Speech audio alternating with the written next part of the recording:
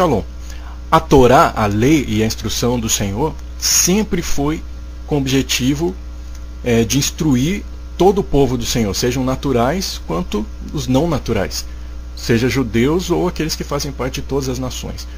O propósito de Israel sempre foi ser um mediador para que a lei do Senhor alcançasse todos os povos da terra. Bom, após a ascensão de Yeshua, começou a ocorrer a conversão de gentios. E surgiu assim discussões a respeito se deveriam guardar a lei de Moisés, a Torá, ou não. Em Atos 15, relata o concílio de Jerusalém, e os emissários discutiam sobre isto, e pareceu bem a eles e ao Espírito de não perturbar os gentios com as obrigações da lei no sentido imediato, mas deram alguns mandamentos, os quais são: abster-se das coisas sacrificadas aos ídolos, do sangue, que é assassinato, da carne sufocada, que é ingerir sangue, da prostituição, relações sexuais ilícitas. Mas isto não isenta os gentios, os não naturais, de observarem a Torá.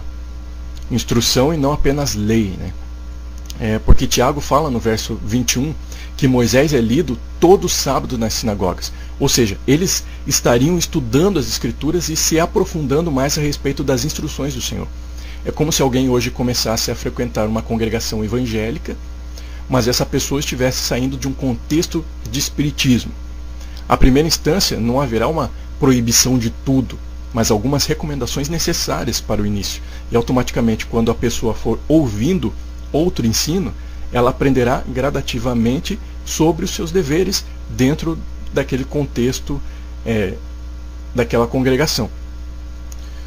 Bom, a intenção do Senhor no pensamento hebraico, nas Escrituras, e segundo os nossos sábios, os nossos rabinos, sempre foi estender a Torá para a humanidade. Não algo apenas para o povo de Israel, pois Israel foi constituída para levar essa revelação aos povos e escolhida para ser um sinal para as nações.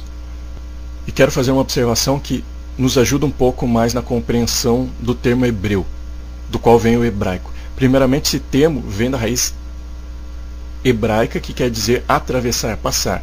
E em segundo, vemos que em Gênesis 14:13, que Abraão foi o primeiro a ser chamado de hebreu. Em Êxodo 3:18, seus descendentes são chamados hebreus. E ainda Paulo nos fala em Gálatas 3:29 que quem está no Messias, seja de qualquer nação, quem for, é chamado descendência de Abraão. Portanto, os que estão em Yeshua posicionados nele são hebreus.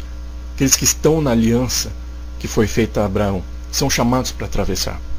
Sendo assim, entendo que precisamos retornar ao pensamento em Cristo, no Messias, em Yeshua, às raízes, ao pensamento hebraico, pois nossa origem está nesse pensamento. Vejamos o exemplo. Eu sou um compositor e dou a minha canção para outra pessoa regravar. E se uma terceira pessoa quiser saber algo sobre a canção, como que essa pessoa vai fazer?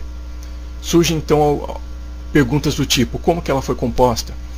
Qual o ambiente que essa canção foi feita? Qual a condição emocional que gerou essa canção? Qual a cidade em que foi composta? Qual a intenção? As respostas, então, essa pessoa ela irá encontrar em quem? Na minha pessoa que compus a canção ou na pessoa que regravou a canção? Com certeza ela vai achar em mim, ou seja, na origem da canção. Com este exemplo, entendo a importância de nos voltarmos para o contexto original das Escrituras e que fique bem claro que isso nada tem a ver com judaizar ou implantar tradições do povo, tradições culturais do povo judeu entre os não naturais. Isso não é necessariamente um mandamento bíblico, implantar tradições do povo judeu, israelita, naqueles que não são. Bom, o corpo do Messias é composto por ambos, naturais e não naturais, de acordo com Efésios 2,16. Porém, um ponto antes desses versos, em Efésios 2:11 em diante, nos declara que os gentios eram gentios na carne, ou seja, antes do Messias eles eram gentios, e ao entrarem no Messias eles deixam de ser gentios na carne.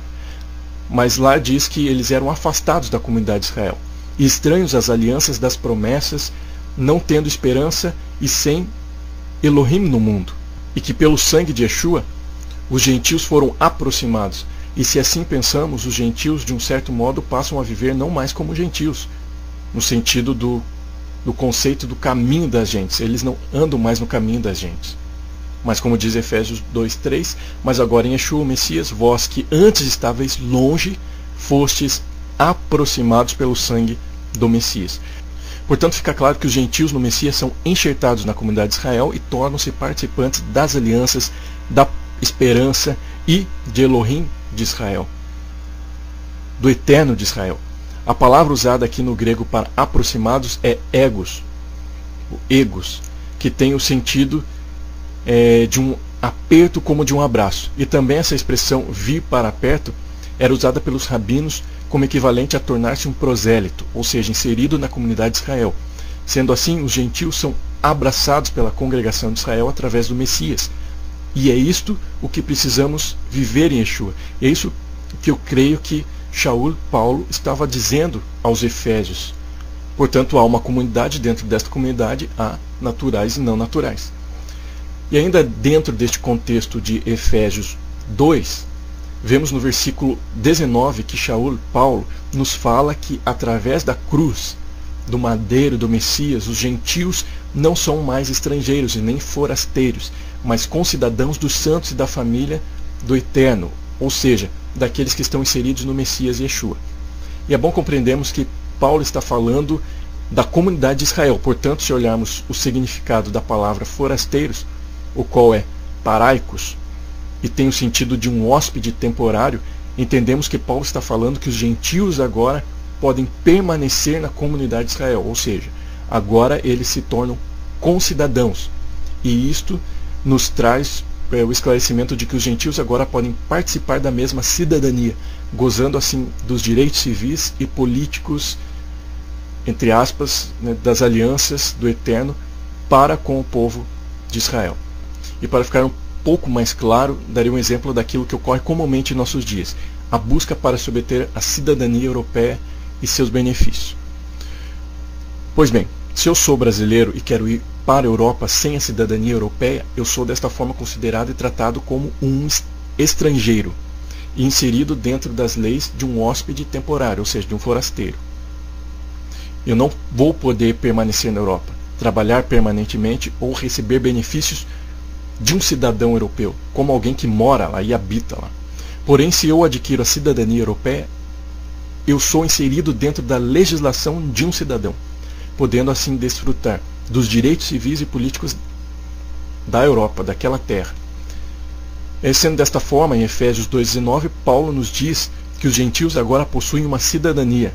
Eles podem participar dos direitos e deveres da comunidade de Israel, o que no caso seria a Torá. E nós abordamos isso em outro estudo a respeito do povo do Eterno, que a Torá é a constituição que faz o povo ser povo do Eterno.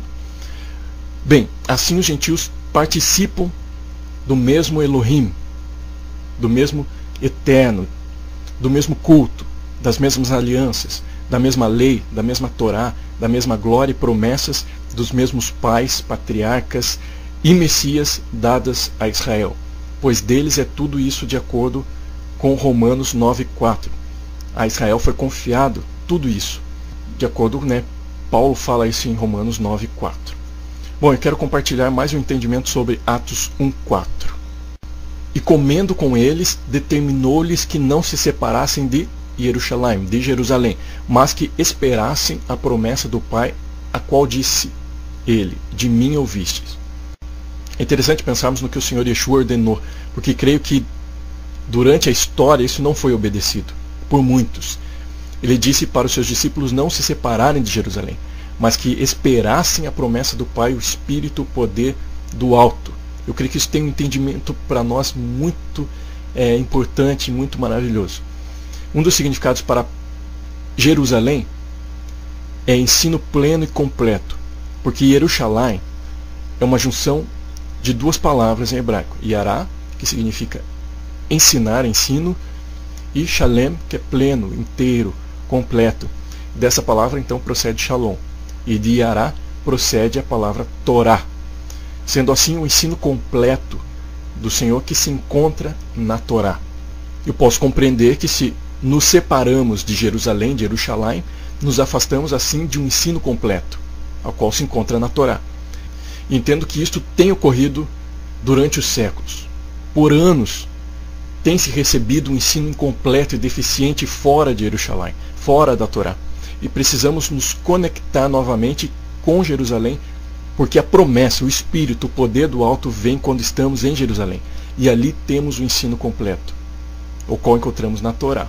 Não há poder do Espírito e nem ensino pleno fora de Jerusalém, como Yeshua disse. Então voltemos a Jerusalém. Não para a Jerusalém nascida na carne, mas para a nascida da promessa, de acordo com Paulo em Gálatas 4:25, onde não há o legalismo, não há as obras da lei e nem a corrupção, mas a Torá, perfeita da liberdade, no Messias, como Tiago fala em Tiago 1:25.